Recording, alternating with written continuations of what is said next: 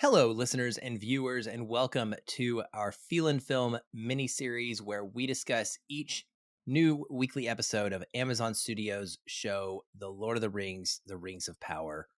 Or in this case, we are discussing the final 2 weeks put together at the end of all things. Maybe not quite the end of all things, but we're heading there. I'm one of your hosts, Erynne, and I am joined, as always, by my amazing co-host, also Erynne. Hi, hello, and howdy. It has been 2 weeks since we have chatted. We took off our episode 7 conversation, mainly because I was traveling, I'll be honest. I was coming home from a long getaway, and it was just a lot to try and get to, but also because it was a bit of a slower kind of setup for the finale episode. Very clearly a drop in energy after the explosive episode 6 events. It was kind of a finding their self type of situation for all of our characters, and really just continuing to put them on the like path. good things in there, but like not anything that's like core where you're like, okay, we need to talk about this. Exactly. It was really it was a good episode. It was very much a character development and character movement episode. And some of it was probably important. Some of it felt a little bit like fluff to me. So Yeah. didn't feel like we needed to rush through that. But since we're here and we're about to talk about the finale, we should probably talk about a little bit of episode 7 first. So to recap briefly, we'll start with the Southlands because the episode begins after Mount Doom has exploded, and we get to see the aftermath, all of the dead humans. Unfortunately, all of our heroes have mostly just perfectly saved themselves, survived. Some of them are slightly injured. Rip Isildur's friend. Yeah. The one that we literally just got done talking about how much we loved, that he was like, nah, I'm good. I don't want to fight anymore. I'm just going to stay here and like build houses for the poor. And then they kill him. This is tragic.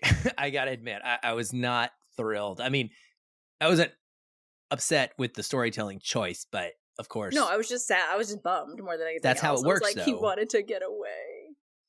It's what war is awful thing, and yeah, it was sad to see Antimo pass on and not be able to move forward. I think that probably will be just another kind of feather in the cap of Isildur and Valinor as they move through their aging process and continue to kind of get to the point where they're eventually going to be in this big battle against Sauron, further giving them motivation and character reasons to be upset beyond, or on a personal level, should say.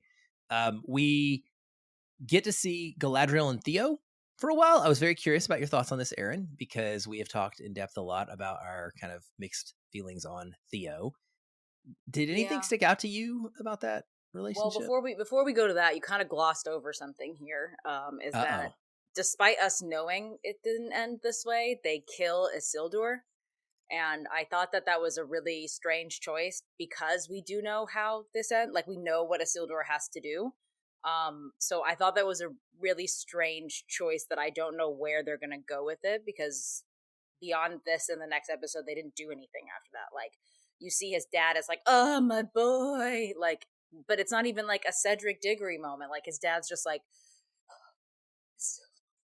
a quiet, calm, upset. But then, again, we know he's not dead. Like, he can't be dead. So he's not dead. He's missing, right? He's MIA. They can't find him. He's not really missing because he was in the fiery house when they went to pull all those people out, and then the house just exploded. But it's one of those things where you didn't see a body. So no, 100%. But that's what I'm saying. He's assumed dead. He's not even assumed missing. Yeah. He's assumed dead. Okay. So I thought that was a strange choice given what everybody knows Isildur has to do. So we know that he has to live. Unless what they're going to do is be like, oh yeah, well, Valinor has a son, and then he names his son Isildur. And they try to spur it off as another thing. They better not. That's going to be stupid if they do. Okay. But it was just an interesting storyline choice for what they had to do, because I don't feel like it propelled anything forward, at least not yet. Agreed. For Galadriel and Theo, I don't know. This was an interesting choice, because again, I agree. Theo needed some form of stronger leadership than Arendir that was just like, I'll give you a hug. Here's a dagger. Go throw it in the ocean somewhere. Attaboy. Like he needs somebody that he can like genuinely like look up to and has like sees the guidance that this person could provide beyond a father figure. Like I don't think that when somebody has had an absent father their entire life, what they need is a father figure. What they need is just stability of some kind, and Galadriel can provide that for this person. And so I do think that it was an interesting choice that just two of them ended up together, because it seems almost as if like she found Theo and then conveniently there was nobody else for her to find before they went to go see where the camp of everybody else was. Like you mean there's not a single other person in that entire volcanic eruption that didn't make it out with Elendil and them, but you also didn't come across. So because then I'm also like, how did Elendil not come across Galadriel? Like there was a gap there between explosion and like villagers getting to where they're being led to safety that I think needed to be fleshed out a little bit more, only because it didn't make sense, not necessarily because it was true to the story, like not necessarily that it was like needed. It was just one of those things where I was like, wait, so she was your commander but you guys just like left her behind. You knew where she was standing and you guys just didn't like go try to find her. But I did think that like the softer moments where like Galadriel is talking about her husband, that story, I need to revisit it, because I feel like the way that she was describing that story, I was like, was she actually married? Or like, she was like, this was my crush, so I made him my husband. Like Yeah, the first time I watched it, I was like, language. wait, I'm sorry, what? Yeah. So I was very confused. I need to go back and rewatch that. But it was nice to see her being more vulnerable around Theo and like intentionally choosing to show a softer side, because she knows what Theo did. Like she knows what he's done and what he could become, and I think that she can see that he's trying to not be that person. So I did think that it was an interesting dynamic to put these two hardened characters that are hardened for two different reasons together and watch them both melt a little bit. Yeah, I didn't hate it. I also didn't love it. I liked the leadership part of it, like you were saying, and there's a specific thing that she says to him that I really enjoyed. She tells him, "Do not take the burden of this day on your shoulders. You may find it difficult to put down again." And I just thought that was a really smartly written piece of dialogue, that whole "you may find it difficult to put down again" portion, because it's so true.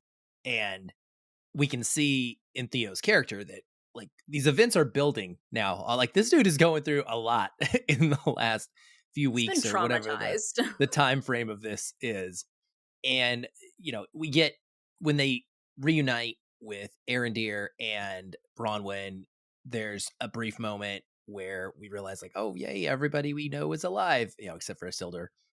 And Theo hugs Arendir. He runs up to him very father-like and gives him a big hug, and that was pretty sweet little moment.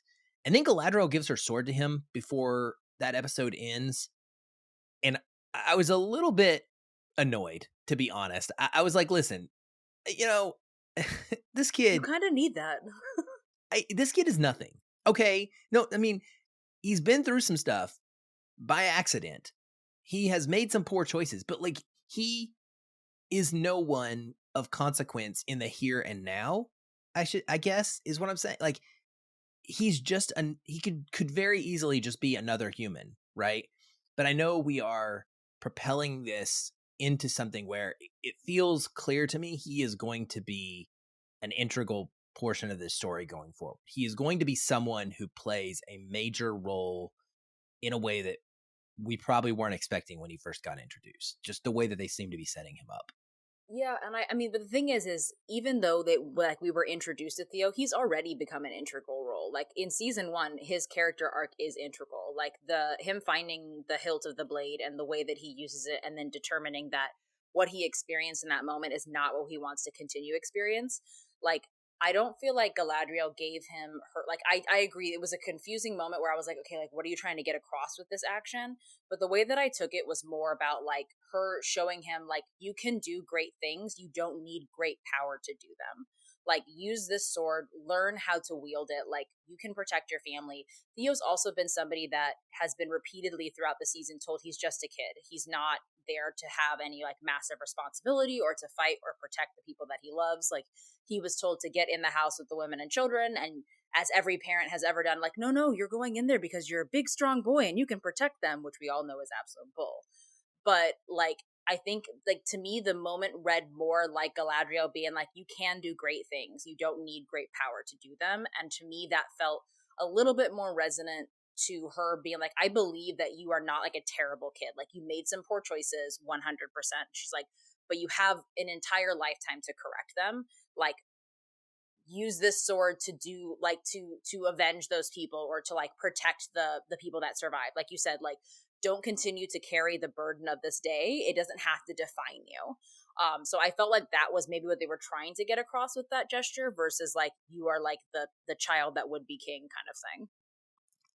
I think you're right. I also think he's going to be the child who would be king, knowing what we know now at the end of episode 8 We're not about gonna get to that other. yet. I know. I'm just saying because, well, this is the last time we see Theo, so we don't see That's him true, in yeah. episode 8. But I hope he has a better haircut next season. I'm still really upset about it. It's terrible. Like, well, you know what's okay, but you know what's terrible about it is the reason why, like, we laugh at kids that have bowl haircuts today is because it's like, everybody, you look at like yearbooks and you're like, okay, everybody at one point had this terrible haircut as a kid. Like, parents just didn't know what they were doing. Theo's the only person in this whole village that has whole this world, haircut. yeah. So Like, I'm literally like, what were you thinking? Like, this is terrible. Like, that's my only problem. Is like, he looks like a page boy. Like, it's terrible. It is. Give him a buzz cut for next season or something. Yes, maybe that'll be part of the founding of Gondor when Bronwyn and these survivors get there and begin that human city that will become very famous. That's why I think eventually he is probably going to have some sort of role in that. I don't know. I'm really intrigued to see where his character goes, though, as he matures, especially beyond the events of this particular season. We also get Queen Miriel. We learn that she has now been blinded, which is a fascinating story twist for someone who is known for being able to see through the Palantir, which is the ability to see in the future, but now she can't see in the present. I think that's eyes. Yeah, it's really cool. I enjoyed the drama between her and Elendil and the way in which he is just completely devastated and wants to take everybody back, and she stands up, and unexpectedly, I'll be honest, this was one of those moments in the show that caught me off guard. Is he is essentially putting forth that they are just need to collect everybody and head back to Numenor. Give up we are and just done. go back to where we were. Obviously he's grieving, and that's the primary reason, let's be real. But she stands up and she says, do not spend your pity on me, elf. Galadriel is also there, and she's saying, I'm so sorry you lost all of these people, because she's basically taking the blame on herself, which is what she just told Theo not to do. Which she just told Theo not to do. But that's because she wants to shoulder it. Anyway, but she says, do not spend your pity on me, elf. Save it for our enemies, for they do not know what they have done. And she proclaims that Numenor will basically go back, retool, and come back stronger and continue the fight. And I got really energized by that moment. I was not expecting it. I thought that was a great progression for Miriel to move. It was solid closure for her character, definitely. Absolutely. Like, and it's, it opens up a lot about what's going to happen when she gets back. And I know, like, that's probably like something else that we're coming to. But one, I love any moment in a TV show or a movie that has a proclamation on top of a mountain. I will always be like, yes, it's a good place to do it. Yeah. Like, absolutely loved it. I was like, show me all of New Zealand when you're telling them, like, they don't know what they've done. I know I said this before, but realistically, there's no way they would be anywhere near clear air at this point. Yeah, or the ocean. Scientifically, it really drives me it's a mad. long way. They would have had to trek for like days / weeks with a bunch of injured people to get to a point where there was not ash in the air. But that separately, because that would have destroyed all of the views. I thought this was a really strong character choice for her. Is for her to go back and to, like, she has a disability now, which I thought the reveal of that disability was a really interesting choice. Like, she's, like, how long until we're out of the smoke? How long have we been out of the smoke, etc.? Like, I thought that was a really interesting choice, especially because it to me, like, it naturally made sense to have that happen with Elendil, but the fact that what's his name was also there, yeah, Valandil? Valandil, yeah, Valandil was leading her horse. Mm-hmm. They were both there. So I thought that was really interesting because they like kind of exchanged looks, like, she doesn't know, who wants to, like, you're it, like, I'm not gonna tell her. But it's one of those things where, like, I am very interested to see where that bridge goes, because, like, some of them are going back, some of them are staying. There's like that moment where Galadriel's like, no, I guarantee that they're gonna be back with more people. But like Galadriel knows about the prophecy, so nobody knows when that prophecy is expected to occur. But also, we know that Miriel from previous episodes has spoken about how worried that she is, her claim to the throne and her claim to, like, rule her people, and how she made a controversial mistake. And yet she's going back, like, not necessarily empty handed, but, like, I find it very interesting that nobody wants to approach the fact that, like, she is technically going back to her island in a weaker position. Like, she can't see, she has, like, half of their entire crew has been murdered at this point.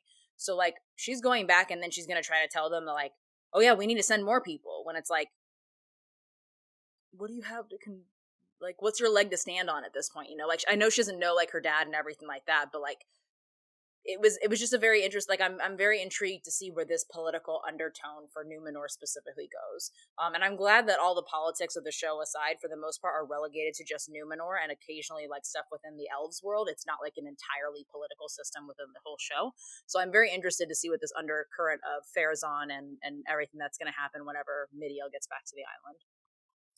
I am too. And, for better and worse, we'll talk a little bit more about this in episode 8 when we get there too and wrap things up. But there have been storylines.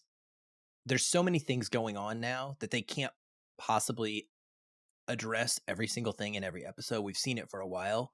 And I think that maybe works a little bit to the show's detriment here in the last 2 episodes, because there are loose ends that I don't necessarily feel like our ending of a season at this point. I kind Yeah, of wanted they more should have from been them. clipped a little bit differently. Yeah, I wish And that they had done a 10-episode season instead of an 8 that episode. probably would have helped. And they're also teasing so much stuff. Like, so the It's a Numenor, the big fact of, first season, and like, we can only ask for so much. it's like, I think a lot of people, I had a friend who was let down a little bit by the last episode, and he was saying, he was expecting battles and stuff. And I think a lot of people are. And that's the thing, is like, that's not how this story plays out. Is where we're at in the first season is not, we're going slower. And so these prophecies are going to take a while to play out. And it will be, the long journey will be worth it in the end, but it is a little bit chunk. I don't know. It's just, there's a weirdness to the way It's that slightly they're choosing fragmented. to, there you go. Great word again, as always. Thank you for finding that. I can translate. You're good. Fragmented is perfect way to put it. We also get like a quick shot of Adar essentially renaming the Southlands Mordor, which is one of those things that we kind of we already know. It's just the show just has to show it for the people that may not. And Halbrand we get to catch up with at the end, and he is badly injured and in need of medical assistance, big time. They are not 100% sure whether or not he's going to make it or not. But apparently he's healthy enough to ride a horse for miles and miles and miles. It's almost like magic. I just don't know. I don't know how he does it. I really don't. He's a strong man. That's all we got to say. We'll get back to him later. Also in episode 7, we had some Harfoot drama. The stranger causes another accident for the group as he is trying to talk to a tree, and it catches on fire. He also does something good for them. I believe this is the part where they come upon this burned grove, and he essentially heals the ground and makes it into a livable space. Well, they don't know that yet. Like, they send he does the magic thing with the tree, and then the tree collapses, and it almost kills, like, I think it almost kills Dilly. So they, like, tell him, like, just go, like, it's causing more, like you're doing more harm than good, and then they send him away, and then when they wake up the next day, they Yeah, he realize does it he's from healed it. afar. Mm-hmm. I don't think he did it from afar. I think what happened was when he was doing that to the tree, he planted the seed of magic, and then Oh, you think it just overnight it grew didn't. Yeah, overnight?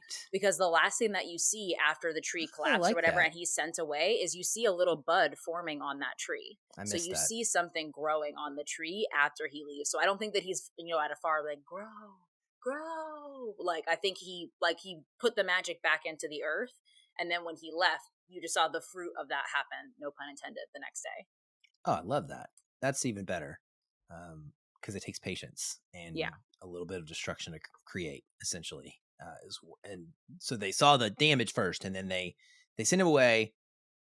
I have no better way to call these guys because there's no like name. We do get some names in the subtitles for them in episode 8. I They made had note. names in the other episodes. They were just in the end credits. They're very weird. Well, they're referred to as the ascetic and the nomad, two of them. And then there's the Eminem is all I continue to call it. He's not named, or they are not named. I'm not sure what anything about this character other than they seem to be the leader of this group. But the three are hunting, tracking the stranger nearby, and there's a confrontation. And sorry, I'm trying to think of. There's another one. I think it's like the Dweller or something like that. oh, maybe like the three names. I can't remember what it is because they didn't show it in episode 8. I was being very. Had subtitles on trying to find out who these people were.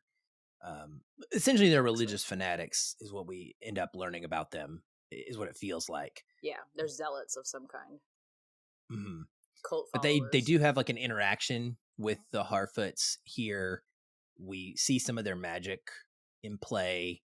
One of them grabs the fire of the torch, the Eminem guy, and he like blows on the fire, and it blows into the caravan and catches it all on fire. And I think that was the moment when we become 100% certain that they are not the good guys. They are not good. They are not some, because we really didn't know until then. It's just presumption of we knew they were looking for the stranger, but we didn't know for what purpose. Like why. They looked, kind of, suspicious, but we were all like, this show is a show where can't really tell based off of looks. So, and we got a definitive it answer. ends with the Harfoots deciding that they are going to bond together, and Nori and Poppy and Sadok and Dilly. Is Dilly the mom?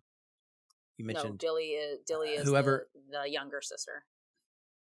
Okay, well, the mom as well as Nori, Poppy, and Sadok go off to find the stranger and warn him that these three are seeking him and coming after him. And that's kind of where that storyline leaves off in episode 7. I didn't get a lot out of it. It felt like it was just mostly there to get the three close to the stranger. Yeah, it's just like so that we could have spurred their movement 8. More than anything else. Yep.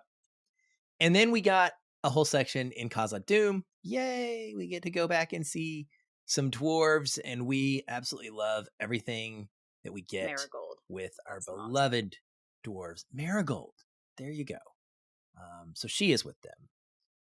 Elrond I'm looking it up right now as we're talking about it because I'm like, I know her name.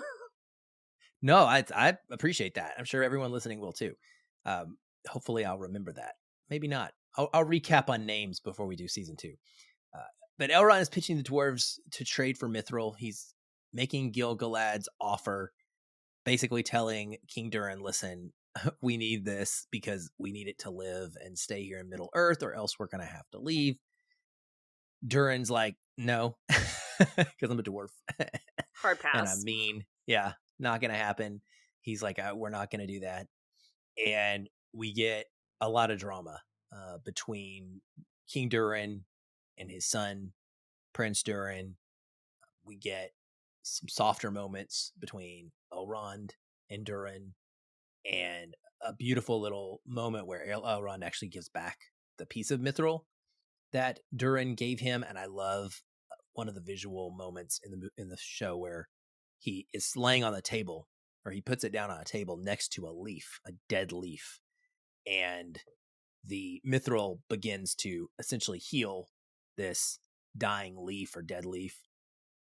And I just thought it was a great way to kind of show visually like what they've been saying about this special power within the mithril.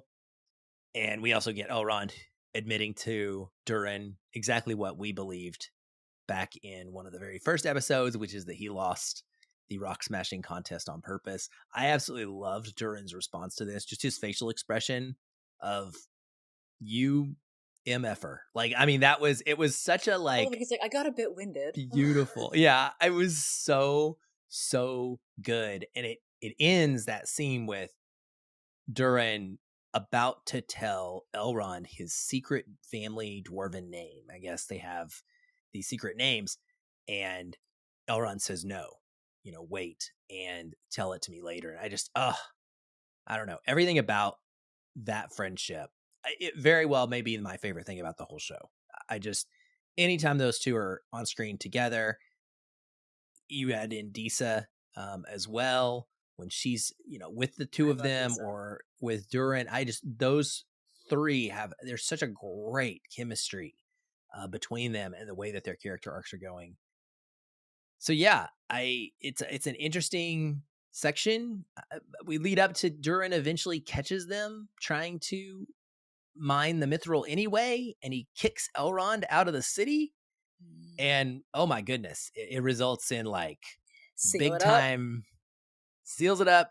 We see the Balrog down there, which we knew was happening. Oh my gosh. But the way that I screamed, I was just like, you audiences, like if you're listening, you can't see the look on my face. So watch this on YouTube, because I literally was just like, because I knew, like, because we had that moment, like the really pretty story moment with the Balrog, but we had nothing else beyond that.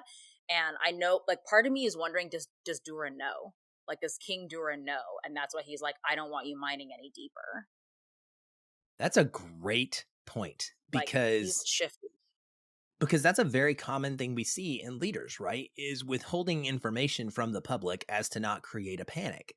So if everybody knew that there is this massive evil creature that lives down in the depths below your mountain, then there would be chaos, and controlling his community would be very difficult. But by not telling them and trying to protect, you very well may be correct on that. That would be interesting. Yeah, I'm just curious. Like, I obviously, like, it's just a theory, but like, I mean, that's all of the stuff that we talk about is our theories. But like that moment where he was like the fire show, I was literally like, it's so beautiful. The way that they filmed it, with the leaf like flowing through the little hole, and then just and especially because of what the leaf represents in other components of the episode, as I was just like, so the savior of the elves parallel will be the death of the dwarves. Yes, beautiful imagery in that. So good. We also got the Durin versus Durin big blowout drama moment right before that, which was heart-wrenching. Durin basically disowns his son. He pulls this chest piece, neck piece off of him and throws it on the ground. It's clearly some sort of royal piece of accessory that indicates that he is the prince. He goes to pick it up afterwards, and his dad says, no, that's not yours anymore. Oh, it was really, really painful. And I think well done, because I felt like it made sense in a way. I obviously don't agree with King Durin in these moments, because I'm on Prince Durin's side emotionally, but Prince Durin has repeatedly ignored him and not followed through on what he has been told to do or not do. And so from a dad perspective, it's very easy for me to also understand why the king is responding the way he is, and why he is so hurt that his son is not following on his, instructions. And so I was reading the X-ray trivia. Sorry, that's what it was. Because I know that they had talked about that. It says, if his name were indication enough, the golden crest Prince Durin wears about his neck indicates that he's the heir to the king of Khazad-dûm. So he essentially took away his heirship. Yeah, Yeah. so disowned. Yeah, so it is That's a what I'm big saying. deal. So like it's a big Huge. deal, yeah. So I was like, I know that I read somewhere that they were talking about it. Yeah, so the X-ray trivia has that too. It also talks about, I know we mentioned it earlier, it talks about Celeborn, the husband of Galadriel Of or whatever. Galadriel. So like, yeah, there's good little bits in this too. But yeah, like no, it was a big deal that he was like, leave it. Very much so. And I like Durin's line that he comes back to his father with. He tells him, "You speak of greatness for me, but you suffocate any ambition, any thought that does not start with you," which I think just echoes so many real life, like people can relate to this, like Yeah. sons, daughters, parents, when you're growing up and your parents supposedly want things for you, but they want things for you in a very specific way sometimes, and kids are trying to find their way. And yes, he's an adult and he's married or whatever, but in dwarven years he's still kind of, he's not up there He's a quite baby. yet, not with his dad. Yeah, this was just super powerful stuff for me, and we leave off in a very scary place where things are really fractured between the dwarves in within, and Things are then fractured everywhere. with Elrond being kicked out, it's very sad because you just don't know what's going to end up happening between Elrond and Durin. Under what circumstances are they ever going to see each other again, and how is that going to play out? We don't get to see them in episode 8, sadly. No dwarves. But Which there's I a thought reason. was a very interesting choice, is that normally season finales have a piece from every story represented. So I thought it was really interesting that there were some that were left out of this, but it could just be because of how they ended episode 8 that like there wasn't really necessarily a need to call back to the dwarves since Elrond had left. His role was far more focused on what they were doing with Celebrimbor Punchface McGee. Yes, absolutely. Well, once we realize what the climax of episode 8 is going to be centered around, it becomes, it makes sense to me why the dwarves don't need to play Yeah. any more role than what we have. Like we've seen where we left them is fine for the end of this season. But like you said, so as we kind of start talking about episode 8 some here, there were just things that were never talked about again. And so at the end of episode 7, the last time we saw Bronwyn and Theo and Arendir, they're off to, I keep saying found Gondor. They didn't say that in the show, but we know that's what's happening. They're going to make a human colony. They're going to go and try and put down roots and recover with the refugees that they have. That's what's going to end up happening. But they're off. They go, and that's it. Like we don't Well, see they're not them like the only humans in again. existence. I know, but like they're the humans that we know in the show. I mean, that's all we have for Yeah, but reference. I'm also like, why do they have to go found something? Why can't they just literally go find another like existing human city? Like, they It's don't a have to good go like question. over into the mountains and be like, ah, yes, I claim this land, and you know what used to be the Southland. Like, there are other humans. Because They they're could just be like, white. oh, And hey, that's like, do you guys have space? Yeah, exactly. Like, we're just gonna colonize this sorry. section of trees for ourselves. Like, they don't have to have this grand gesture of like making their own place. I'm sure they're not like the last 12 humans in existence. They can go find some other city to live in. Oh, goodness gracious. Yeah, I guess that's true. Probably could have. But yeah, we But don't yeah, see no, I them. agree. Like there are threads that don't continue to get pulled in episode 8 that we are left to assume they'll be woven back into the fabric in season 2. Yes, I would very much assume so. So season 8, let's talk about Numenor and that little bit of storyline first, because there's not a lot that happens. We get two kind of pieces of this. One we see in Numenor, where Pharazôn is commissioning either a portrait or a statue of the dying king. Something. He's having artists come and essentially audition to create something. Some sort of lasting piece, memento, as the king is going to pass. Aryon is brought into this and given the opportunity to audition for this job. Found that to be interesting because she is such a rookie at this point, and I feel like there's definitely some political reasoning there because Pharazôn knows whose daughter she is and who he kind of has a bit of a rivalry with. And throughout this event with her being there, she ends up getting to hear some whispering and ends up hearing a prophecy that is from the king. He ends up, it's very House of Dragons. This happened in House of Dragon too, which is weird. Like parallel episodes. I just realized that, where a dying king says something to someone There's who he always a thinks is dying he king. thinks it's one person, but it's not. And he thinks he's talking to Miriel, but he's talking to Aarion. And ultimately this all leads to her finding the Palantir at the top of the tower. But we oddly kind of just leave off with her looking, and like it looks like she's about to remove the covering from it, but that's it. We never go back to that at all. And then the only other thing we get is Queen Miriel, Elendil, Valandil sailing back home on their ship, heading to Numenor, rolling Black up. flags. Yeah, rolling up and very like Pope like, seeing the flag. I think of the smoke coming out of the tower that's indicating that I think the king has just died. Yeah, I'm assuming. And that's it.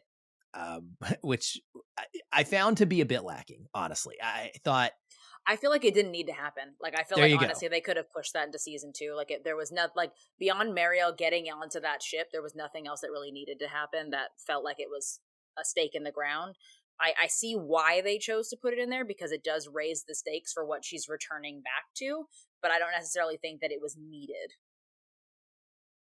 Yes, I agree. I think that could have easily just been woven into the start of season 2 just fine. At this point, we knew they were going back. Okay, they made it. It's like it felt so short that it didn't feel like it had a lot of reasoning to be there. I feel like there was, honest to goodness, like maybe 5 minutes of a 70-minute episode, and at that point, why? So that was it for Numenor. Aarion, now we understand, is going to learn about this powerful thing, and we'll see how the politics of Numenor continue to play out once the blind Queen Miriel returns. The other two storylines, we will save the big one, I think, for the last. We start off the show with a whopper.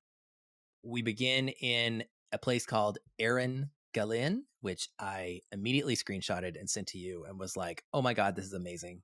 Spelled a So little close bit. to my spelling. Yeah, it's missing one N and an E, but it has the Eryn spelling, like your name. And I just thought I thought that was so cool. It's called the Greenwood. I was like, oh my gosh, like 2/3 of me is in Lord of the Rings. Yes, exactly. I loved it. I love that. We see the stranger walking through this rainforest of sorts, and the 3 trackers show up. The M&M tracker appears as an illusion that lures the stranger over, and then they introduce themselves and they say, "We serve you, Lord Sauron." And then the show cuts. And then we go do some other stuff, and they leave us with that for a bit. So, thoughts when that happened? I mean, I can see your face right now. So if you're watching on YouTube, you're missing this reaction. But, I wrote some words down in the notes document that I'm not going to say because it's not an explicit The podcast. way I screamed. I was like, you did not I was just upset. put me through 8 episodes of this to tell me that is who that is. I was like, absolutely not. I was so mad. I was typing because, like, you know what, like, I was typing to my coworker. I was literally just like, no, absolutely not. No, refuse to believe it. Absolutely not. And she was like, just finish the episode. And I was like, no, I don't want to at this point. I was like, I'm done. Like, they have destroyed all of my faith. Like, I was so upset. Like, and it was not just because, like, you and I definitively knew who we were like, this is who this is. Like, I don't care what they write. This is who this is. Like, it wasn't even just that. It just felt like a betrayal of everything that they had set up for this character, that I was literally just like, the whole point of a grand reveal is to leave breadcrumbs that audience members that they probably missed or glossed over as they were originally watching and or reading. And then if they look back on it, they can be like, oh. But like, I thought about it. I was like, there were no freaking breadcrumbs. I was like, I refuse to accept that this is the twist, because if it is a knife in my back that is twisting my innards, and I will not accept that.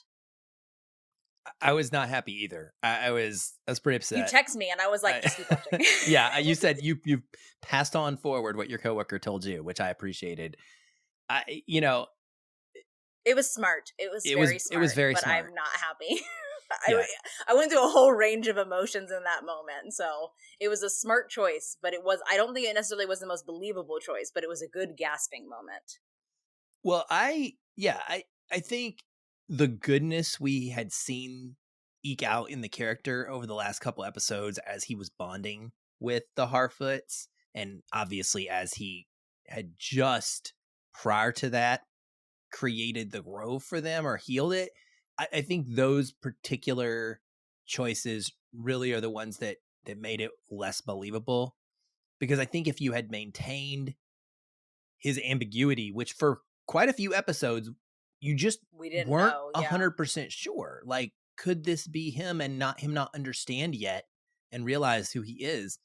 Then that was my thing, is I was like, if you're gonna go for the whole like you have been like reincarnated as this person, and anybody that is familiar with the lore, then they know he comes back and he has the ability to disguise himself. So like, did he come back into a strong, powerful body, but doesn't understand like the weight of his magic and everything like that? Like, there were a lot of unanswered questions that could have led down this path. But like you said, the last 2 or 3 episodes, I was just like, there's no way. Like there's no way. Yeah. There was. And there wasn't, as we quickly learned. So they do kind of give up a little bit of information. They tell him that they have been seeking him and that he will rule all from the eastern land of Rune, which is where Mordor is over there. We end up getting a big fiery fight between the stranger, the Harfoots, and, well, the stranger plus the Harfoots versus the trio. We think that Sadok is going to die. I thought he was dead, honestly. He took like some sort of a spear to the chest and gets pinned up against a tree. I was like, how the heck, you look gone. Luckily, he does not perish in that moment, but he does suffer what seems to be some fatal injuries, sadly. It's a pretty good fight. Which I don't think was necessary. Yeah, I don't know.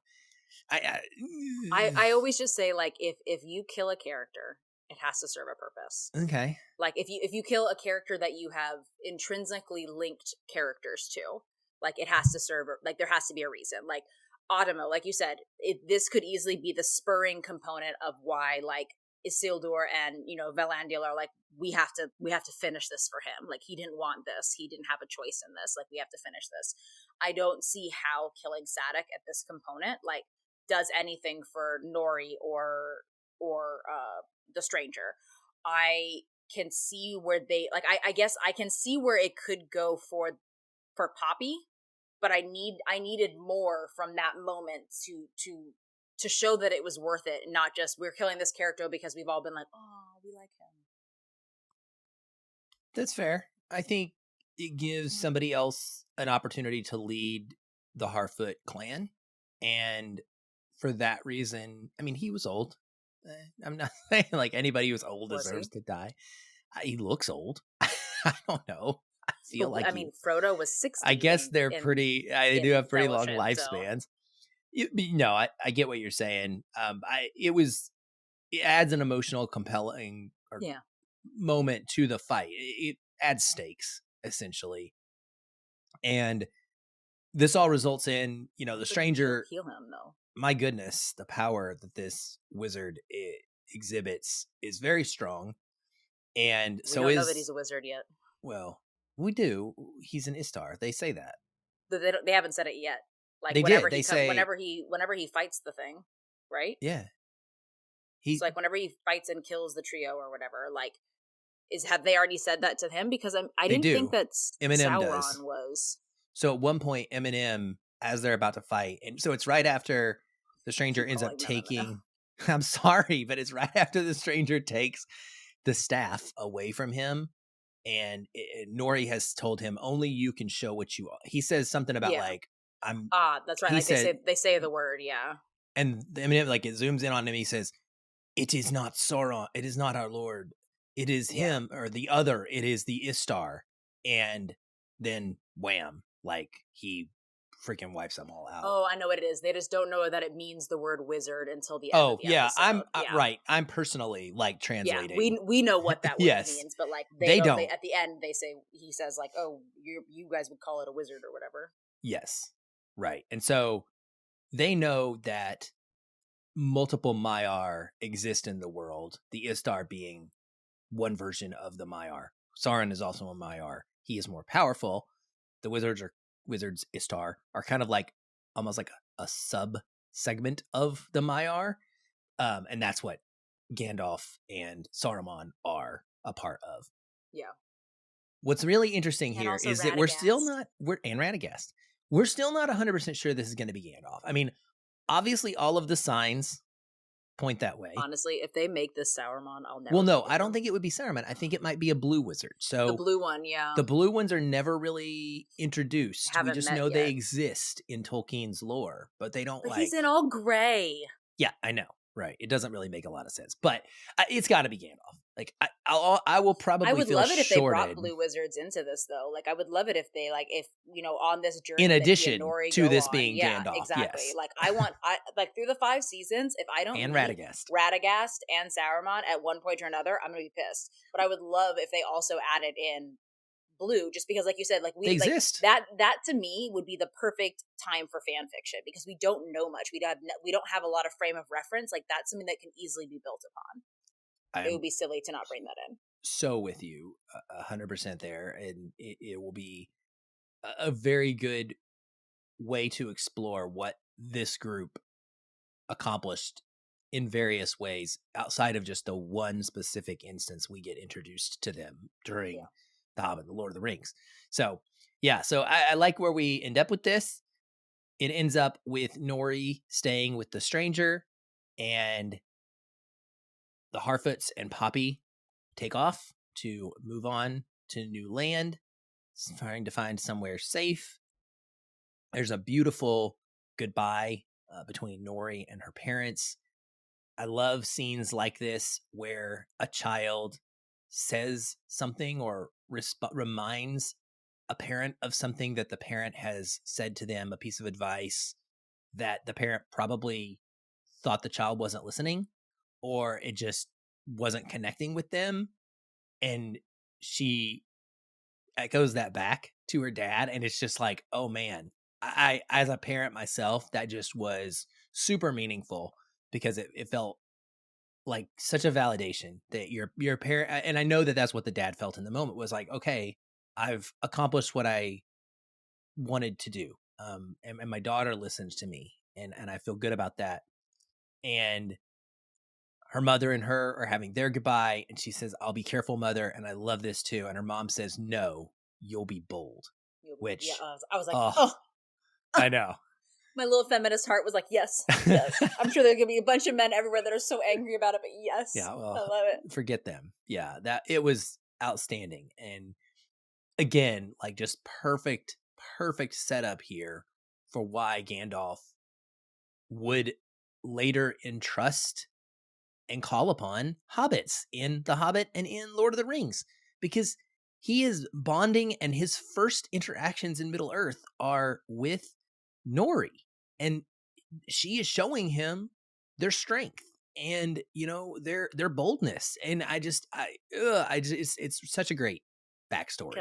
Can I just say, like, probably one of my favorite like, there are a lot of callbacks to the original Lord of the Rings movies and the books in this series, but like one of my favorite moments was this and I was just looking it up on my phone because I was like, I think it's this last moment with them where like they're about to leave and he asks Nori, like, are you sure? And she's like, not entirely, but like, let's go, because if I think about this any longer, I'm gonna stay. And they get to the crest of the hill and neither one of them have any idea where they're going, and the stranger that we do not know his name says, I think it's this way. And she's like, are you sure? And he's like, not entirely, but there's a sweet smell on the air.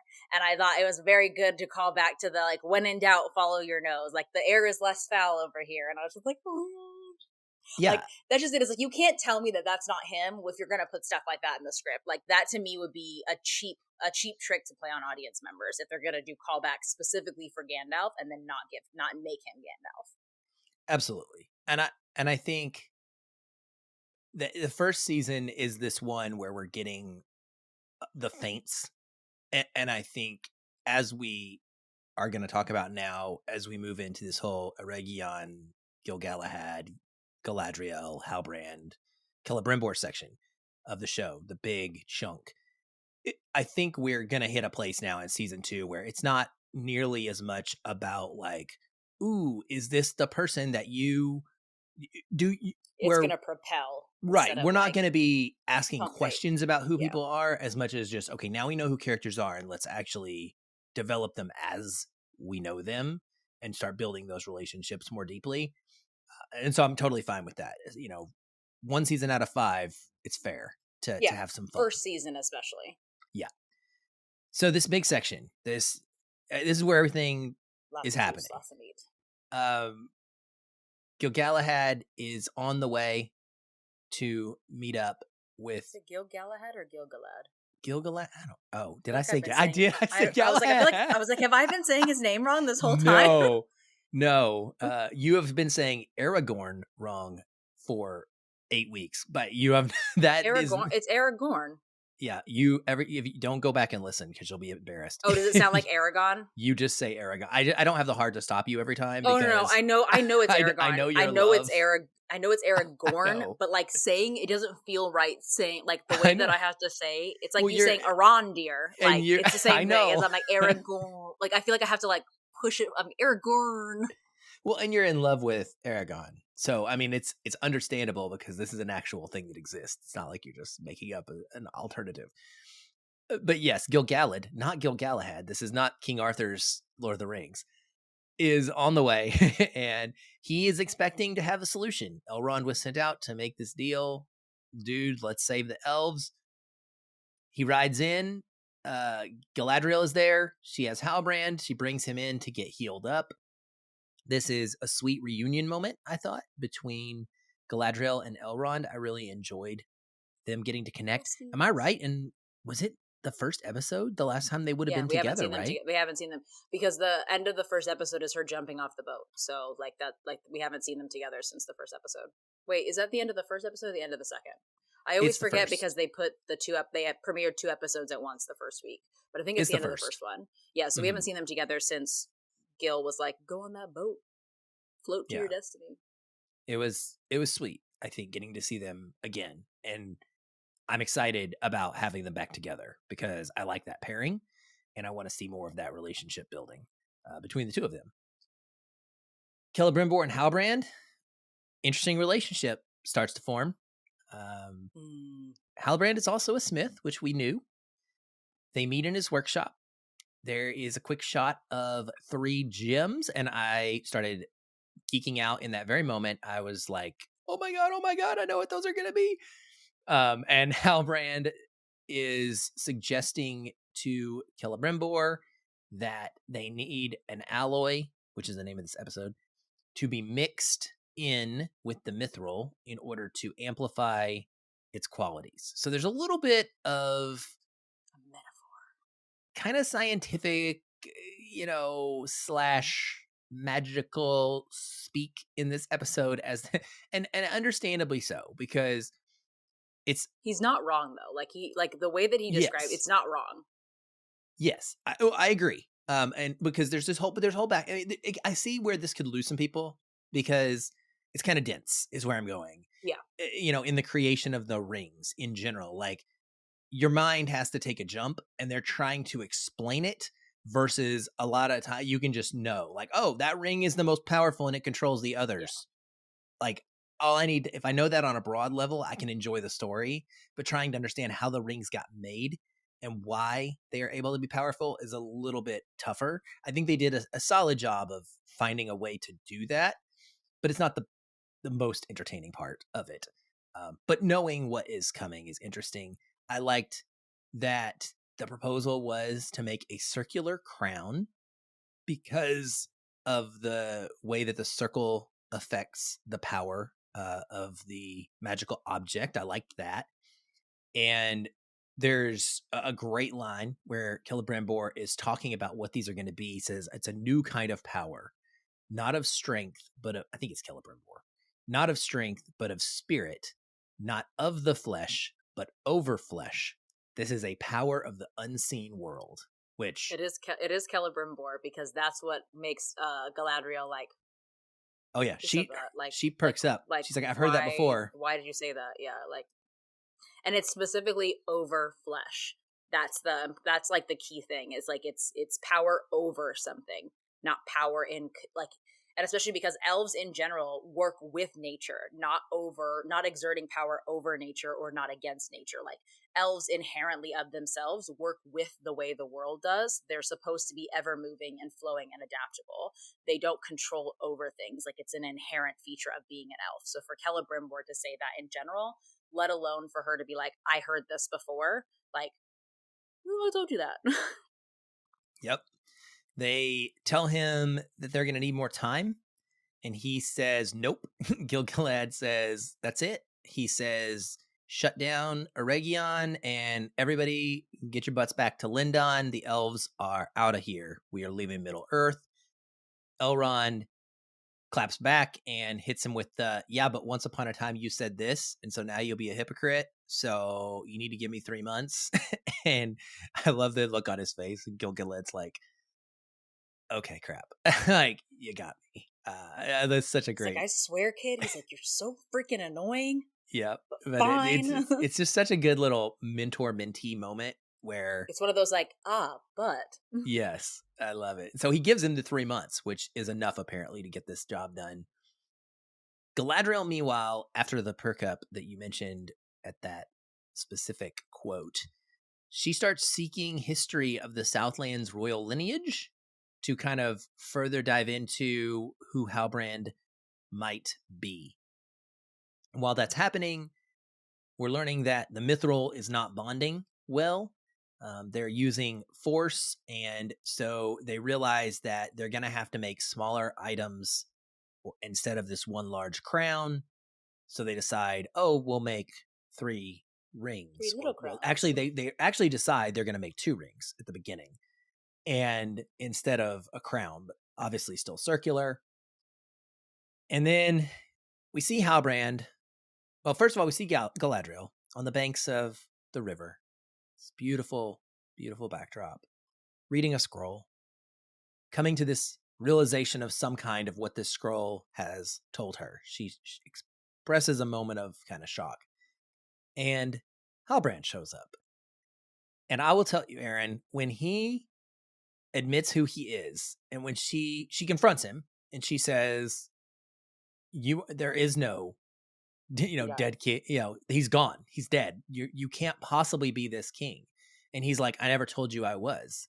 I told you that I found this token on a dead man or whatever. He's like, you believed what you wanted to believe that would further help your cause. And he says, but this was my cause too. Like we were fighting the same war. And so it made sense. But then he reveals himself as Sauron. And the facial expression the actor makes, it's one of my favorite shots in the whole series. Is just Halbrand has been this, I don't want to say dreamy guy, but he has definitely got a handsome quality to him. Very kingly in nature. Like, it's why we believed he could become that sort of like an Aragorn character.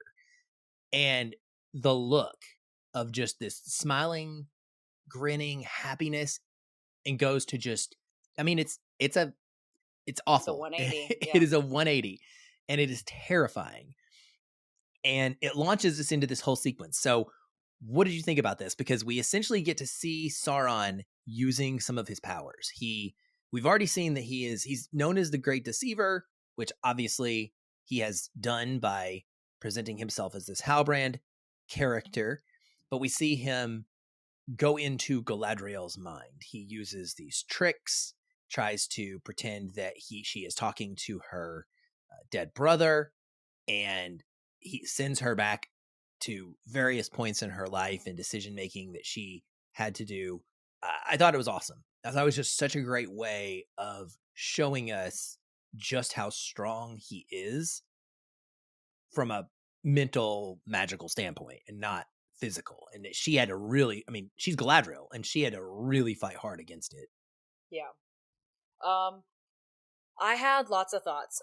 So I know, like, you and I had theorized that this could very well be him because essentially, like, he was a new character, and we know that Sauron easily, like,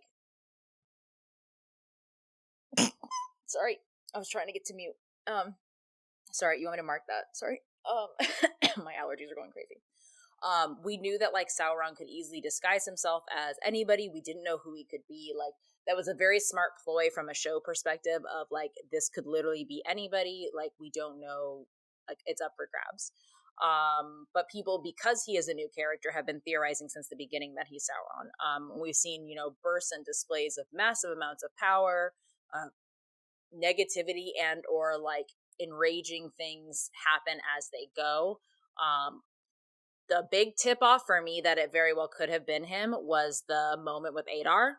To me, like, you look back on that and you're like, yeah, like, this actually makes a lot more sense now, because, like, the reason why, like, he was going to kill him was he's like, you started a completely different sub thing under my name, and you're, like, claiming that it's for me when, like, that's not at all what I wanted. Like, it doesn't say anything about the nobleness of Adar's cause, but he was just like, you're saying, like, you got all this power under my name, and then you're, like, besmirching it because it's not what, like, our goal was.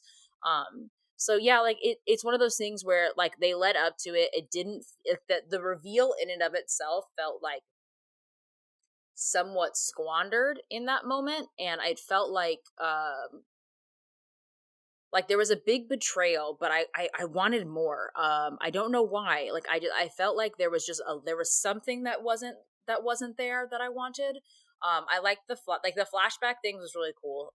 Because essentially, like, what he was trying to do is poison those memories and slightly alter them so that, like, the present day Galadriel was like, oh, like, this would be good. Like, we could help people. Like, it's the same manipulative ploy that, like, every devilish character has ever used in any story ever.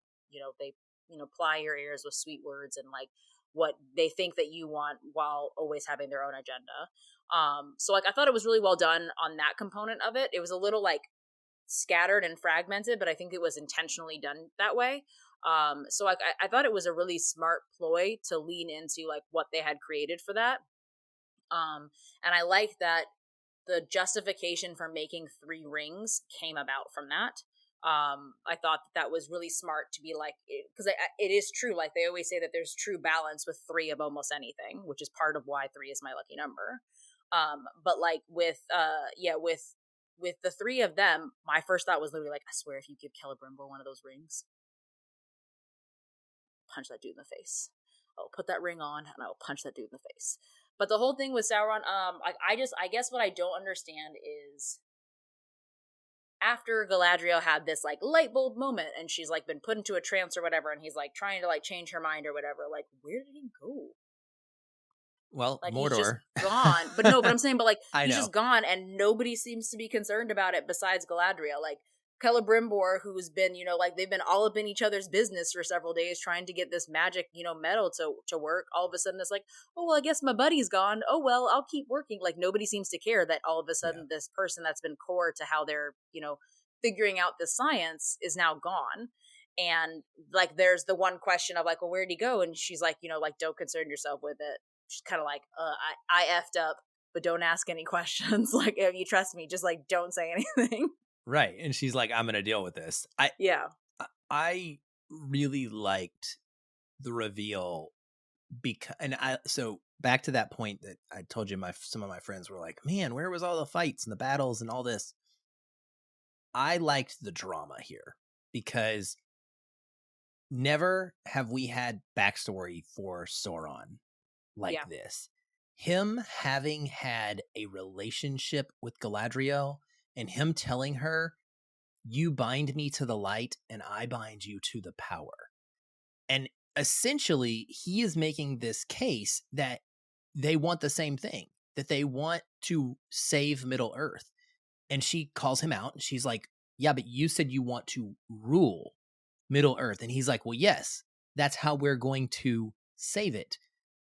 But there's a bit of a little bit of like a thing here. So Sauron's backstory, he served Morgoth. He didn't start by serving Morgoth.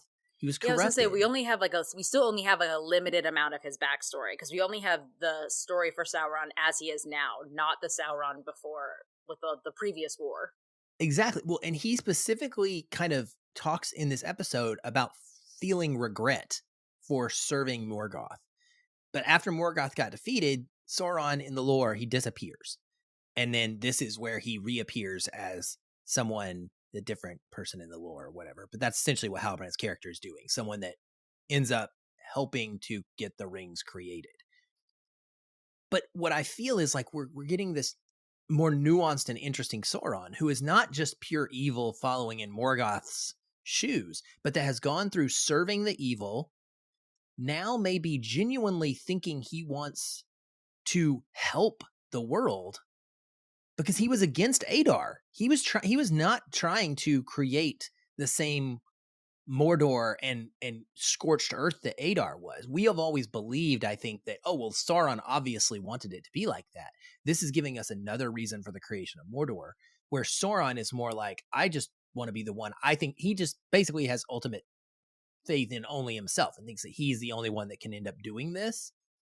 And then I think we're heading more toward a place where there's, again, nuance in that he's going to then end up shifting more towards an evil type of demeanor because they're not letting him. They're not helping him. Well, and I feel like evil is, I mean, evil will always be subjective. Like that's the whole point of good versus evil is evil and good are in the eyes of both the person that is creating these acts as well as the person that's on the receiving end of these acts. Is like, colonizers didn't think that they were doing terrible things. They thought I'm, bringing, this to these people, but okay, it resulted in genocide, but now they have cars.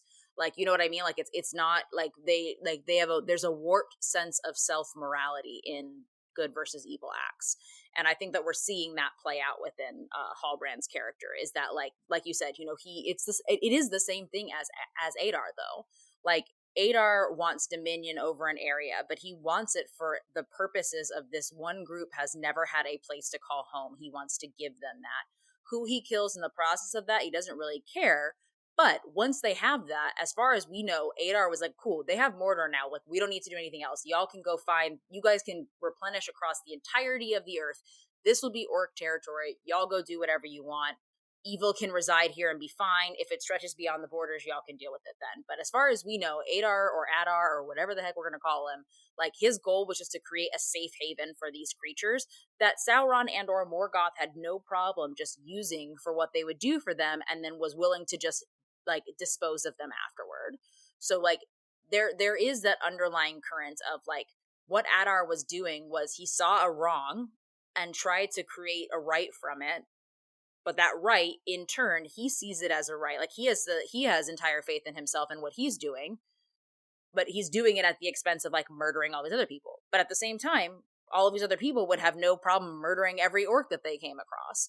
So there's duality and nuance to everything, which I thought was really an interesting perspective of, like you said, Halbrand is convinced that like him ruling over these people, them being his subjects, is the only way to save them, to save all of them. Like that's in his mind, he's made himself a god. What I thought, like, again, this episode was full of a lot of callbacks to Lord of the Rings. There's a moment, like, you said, like, she asked, like, do you want to save or to rule? Right before then, again, my favorite scene one of my favorite scenes in Fellowship is, like when Frodo offers her the ring and she's just like, you give it to me freely, what the F? And, she's like, you're giving me all this power.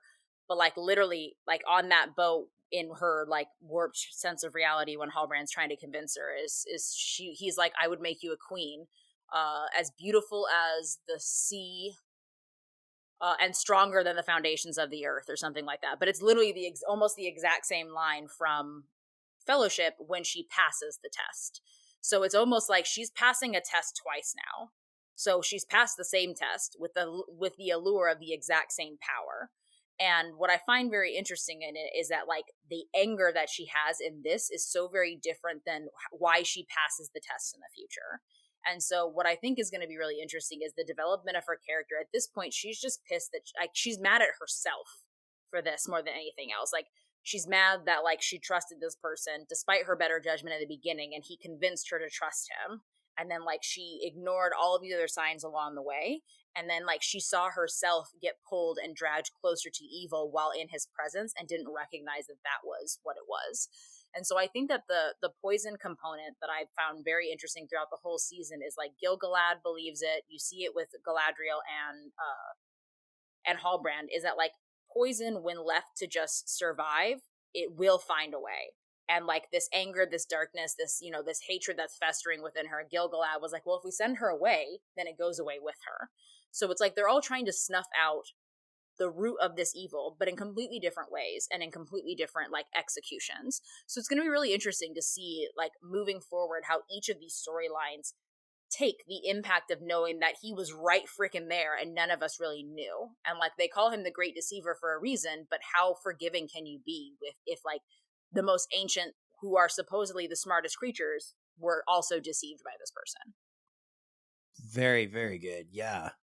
I think he could show up in future episodes as a completely different, brand new character.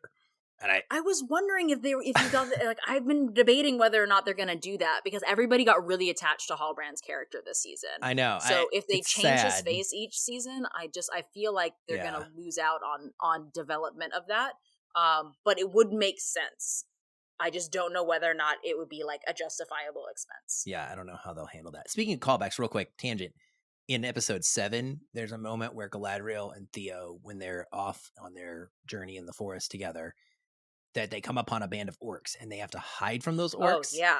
And they take a little hiding spot like underneath the ridge of just an overhang of a tree stump. And it is identical to Fellowship with the Nazgul looking at the hobbits. Crawl out. Yeah. Oh man, I loved that visual reference as well. So yeah, I think this is great. And I really enjoyed, from a character perspective, how we've set things up for the future to explore this deeper connection. Like you said, there's going to be so much regret as this progresses. Once we start seeing when Sauron initiates the actual war that is like ravaging the entirety of Middle Earth, then they're going to think back to the point that like, you had him. He was right there. Like, you had your dagger in your hand. Like, you know what I mean? Like, oh my goodness gracious. Like, that would feel awful. And we'll see how they deal with that. They go to create the rings. Like you said, Galadriel says, no, we need to make 3. 1 will always corrupt, 2 will divide, but with 3 there is balance. Love that. She says true creation requires sacrifice. Celebrimbor says that, and says he needs pure gold or silver from Valinor in order to work with the rings. And the only source of that is this dagger that she has been carrying around. I'm assuming that was her brother's dagger. It is her I'm brother's trying dagger, to place... but it just drives me insane that I'm like, that's the only thing. Y'all are both, like all 3 of you are elves, and that's the only thing that you guys have. A little surprising. I like to nitpick, though. I'm a nitpicker. I know. Well, Eregion was established as like an elven colony. Like, it is a work. I mean, it is we've seen it like in the first couple episodes from afar. Like, it's gigantic, right? Like, and that workshop is so sick, by the way, when he like opens the skylight. No, it's dope when he opens it. Awesome. Yeah. But yeah, so I mean, you know, there's some symbolism there. It's meaningful. Sacrifice, giving up my brother's dagger. Let it go. And then we see, again, releasing the burden of what you thought your brother's death placed on your shoulders, which is what was the crux of this whole episode, this whole season for her, the driving force for her motivations, which are now going to change moving forward, like you're saying. She's pissed. The 3rd ring, when they start to forge it, or when they're forging the 3 or whatever, I love the shot from above on the forge. And the swirling moltenness, it looks like the eye of Sauron for a second. I was just like, oh, another great visual thing. And then we see them. We see the first 3 rings, the 3 elven rings. Vilya, which is the sapphire ring, which ultimately will, according to lore, should go to Gil-galad and eventually to Elrond. Ninya. Did I just say it again? I did. God dang it, to Gil-galad and maybe eventually Elrond. Ninya, which is some kind of a white gem that goes to Galadriel. Ultimately, it's the one that she's wearing in the Lord of the Rings films. We And don't know what kind of gem it is. We just know it's a white gem. that's correct, according to the lore. Like, it's never like it's not like it's a diamond or like. I thought it was a diamond, and I actually looked it up because I wanted to be sure, and found out I was wrong. I don't think there is. I don't know if there are diamonds in. Maybe. I mean, there are. I mean, there. The thing is like there are. I mean, there's rubies and sapphires, so yeah. Exactly. But anyway, so somebody's got an emerald somewhere. Yeah, definitely. And then Narya, which is the ruby ring, which is what Gandalf eventually comes to be the owner of, and also is briefly wearing in the Two Towers. I think it is. We can briefly see it on his hand when he's at the hill above Helm's Deep, and he does his little lightning blast. Question, so we got the 3 rings. We know that one goes to Gil-galad and one goes to Galadriel. Lore-wise, before it gets to Gandalf, who gets the 3rd ring? Gil-galad. So why does he get 2? I think he's going to get them all. So I think he's the ruler. He's so I think this is a matter of I don't know the details of like when they transfer from one person to another. I mean, we're talking like 3,000 years later is who these people, how these people got. There's a lot of time, but my guess is he's the guy in charge. So it's going to be like, he divvies everything out. Hey, dude, here's these 3 powerful rings. What do you want to do with them? Kind of like how they have to make a decision in the Fellowship of how to split the group up and who's going to do what and who's going to go where. I think it's going to be interesting to see what happens to these rings and how they get used and by whom over the course of the series. And I personally, I just loved it.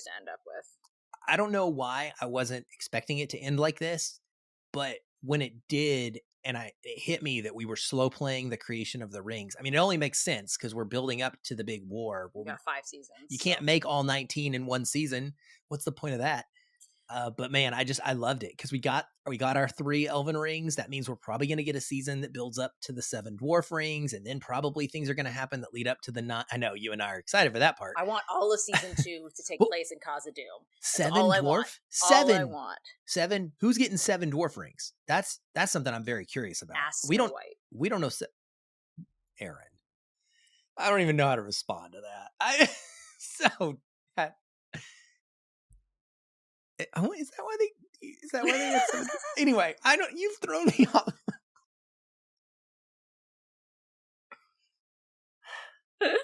Anyway, you're welcome. I'm excited to see. I think that slow playing the ring creation is smart. I think that based off of where we start, like prediction wise for future seasons, not just season 2, is I think the last group has to be men, just based off of 1, we're corrupt, terrible people, but 2, like they have to establish a foothold in Middle Earth, which right now they don't have. So I think that season 3/season 4 will be about men, creating these colonies and or Gondor or Rohan or whatever it becomes. And I think that season 2 is going to be, I really hope it's going to be focused on the dwarves. I really, really hope it's going to be focused on the dwarves. I think it'll be, honestly, I think it's going to be more more, it makes sense. More dwarf and elf time. So more Elrond and Durin. Yeah. I think that's really going to, I just want to watch a buddy cop comedy with Elrond and Durin. That's all I want. But I think that's what season 2 is going to be, I think Galadriel is going to, I think we're going to see more of Numenor. I think that we're going to see Galadriel try to deal with her anger and her grief over her trust. I think we're going to see more of Elrond, more of Durin and Disa. I think that we're going to get I think we're going to have to get pieces of the Southlander stories, only because we're going to, that to me is going to be the slowest build of the whole show, is the building of the race of man in Middle Earth. I think that that's what's going to be the slow build across 3 or 4 seasons. But we're going to see a lot more from those 2, those 3, I should say, within that group, outside of the Numenorians. So I think that those are my predictions from a season 2 perspective. I think we're just going to get pieces of that, but I think we're going to be building towards the foundational ring creation for the dwarves in season 2. I am right on board. I think that's exactly. I don't know what's going to happen with the stranger, though. Yeah. I mean, I don't know how much of their journey is going to be filmed versus what happens at the end of the journey. It'll probably just be interspersed within, just very slow, like you said. I think it probably will just continue to build upon Gandalf's. Maybe this will be the formation of like, well, he's going to probably seek out the other Istar that have come down. Like, Well, I was hopefully gonna we get ask. that. I was like, I also need. I want to see it on a map as well because I want to know like, is he gonna have to go through what is like future Rivendell or whatever to like if he has to pass through Linden, then that's gonna be the intersection. So I think that Nori and the Stranger are gonna be the one thread that tie through every single storyline. Is that As at one they point always they're have gonna been. be journeying It's the through? Yeah, Hobbit. I was like, and Yeah. they're gonna end up touching on other things. So I think that that's gonna happen, but I don't know if it's gonna be Gandalf gets to the dwarves first, or Gandalf gets to, or the stranger, The Stranger. whatever. I'm just gonna call him Gandalf. Big Daddy G is gonna get to the dwarves, or if he's gonna get to the elves first. I think it's gonna be the elves. I think they're gonna end up like in a forest somewhere in the next season, and that's gonna like play out there as well. But I'll be interested to see whether or not they seek out Rune, or if they seek like if they're gonna come across other rumors of fallen human stars or whatever, and then they're gonna seek those people out, or if they're all gonna end up just going to Rune and then they find each other. Yeah, I don't know. And maybe the Balrog, at some point Khazad-dûm is going to get wrecked. I I don't don't think that'll know. be a season 2. I think there's too No, much I they don't still either. have to do. Yeah, I think I that'll be think in 4 or 5. I think that'll be a because that's a culminating event. Yeah, I think we definitely need a lot more in Khazad-dûm. Like we need some more expansion of the dwarven entire system. Where's Because again, Moria in relation to where they are? this is Moria. Khazad-dûm, that Khazad-dûm? is same place. Yes, But so it's a this massive is the mountain mines of range. Moria. Yeah, I know it's a massive mountain range, though. I guess I'm just trying to figure out like where Down. they seem to exist. Yeah, exactly. Like I don't no, know. like where they seem to exist right now. Like, are they over what become like the mines of Moria, or are they building into what becomes the mines of Moria? Like that's I what think I they're guess that's over what I'm it, trying but to. Okay, yeah, that's what good I'm trying to figure question. out is if that's like because with all this the talk about like caves collapsing or routes collapsing, I wonder if the mines don't exist yet, they're just mining versus like the actual inner like what we see in Lord of the Rings where you see like the inner workings of the underground system of the mines of Mhm. Moria, which we haven't seen yet. Yeah, I don't know. That's what I meant. I know that Moria is there. I'm just wondering like whether or not those mines actually exist yet or if they're building towards that, and then that's when we get the Balrog. I don't know. I would assume that they're gonna fight the Balrog with their rings of power eventually, or that may be why they want them. That's something that I'm very intrigued by as well. Just for the rest Yeah. of the whole series, is the only rings we know about are the Elven ones and the One Ring. So there's all these dwarf and human rings. I have no idea what they do, what kind of power they have, They're how they pretty. were used. It'd be really cool to see that actually take It's gonna place. be like Wonder Twin powers activate. Oh gosh, I mean, Elrond and Durin.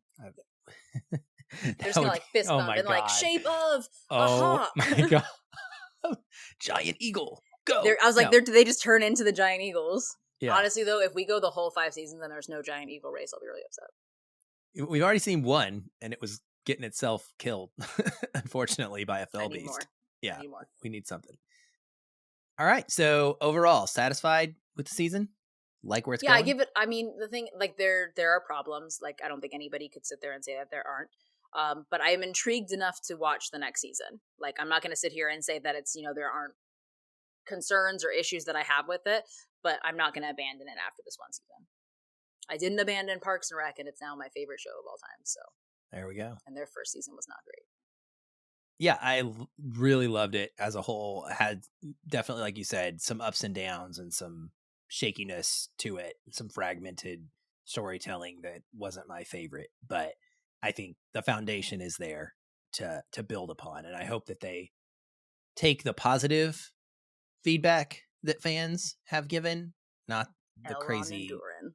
insane people that just hate it because it exists, but the people that like are us and love it but think it could be better, and just continue to develop on that and strengthen it each and every season from here on out.